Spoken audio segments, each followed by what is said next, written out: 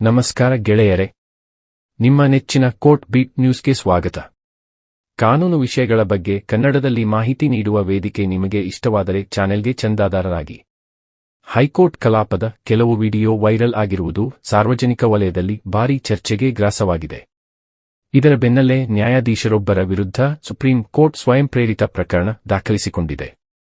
ಈ ಘಟನೆಯ ನಂತರ ಮುಜುಗರದಿಂದ ತಪ್ಪಿಸಿಕೊಳ್ಳಲು ಲೈವ್ ಸ್ಟ್ರೀಮಿಂಗ್ ಪ್ರಸಾರ ಹಾಗೂ ಅದರ ಮರುಪ್ರಸಾರ ಅಥವಾ ಕೋರ್ಟ್ ಕಲಾಪದ ನೇರ ಪ್ರಸಾರದ ರೆಕಾರ್ಡಿಂಗ್ ಪ್ರಸಾರಕ್ಕೆ ಕರ್ನಾಟಕ ಹೈಕೋರ್ಟ್ ನಿರ್ಬಂಧ ವಿಧಿಸಿದೆ. ಕರ್ನಾಟಕ ಹೈಕೋರ್ಟ್ನ ಕೋರ್ಟ್ ರೂಂಗಳಲ್ಲಿ ನಡೆಯುವ ಕಲಾಪದ ನೇರ ಪ್ರಸಾರದ ಮೇಲೆ ಹೈಕೋರ್ಟ್ಗೆ ವಿಶೇಷ ಹಕ್ಕುಸ್ವಾಮ್ಯವಿದೆ. ಅದನ್ನು ಉಲ್ಲಂಘಿಸಿ ಯಾವುದೇ ವ್ಯಕ್ತಿ ಯಾ ಸಂಸ್ಥೆ ಕಲಾಪದ ಲೈವ್ ಸ್ಟ್ರೀಮಿಂಗ್ ಮಾಡಬಾರದು. ಹೈಕೋರ್ಟ್ ಯೂಟ್ಯೂಬ್ ಚಾನೆಲ್ನಲ್ಲಿನ ವಿಡಿಯೋಗಳನ್ನು ರೆಕಾರ್ಡ್ ಮಾಡುವುದಾಗಲಿ ಪ್ರಸರಣ ಮಾಡುವುದಾಗಿ ಮಾಡುವಂತಿಲ್ಲ ಎಂದು ಹೈಕೋರ್ಟ್ ಸ್ಪಷ್ಟಪಡಿಸಿದೆ.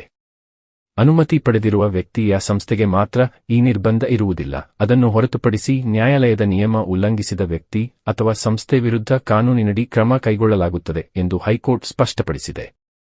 ಬೆಂಗಳೂರಿನ ಗೂರಿಪಾಳ್ಯವನ್ನು ಪಾಕಿಸ್ತಾನಕ್ಕೆ ಹೋಲಿಕೆ ಮಾಡಿದ ನ್ಯಾ.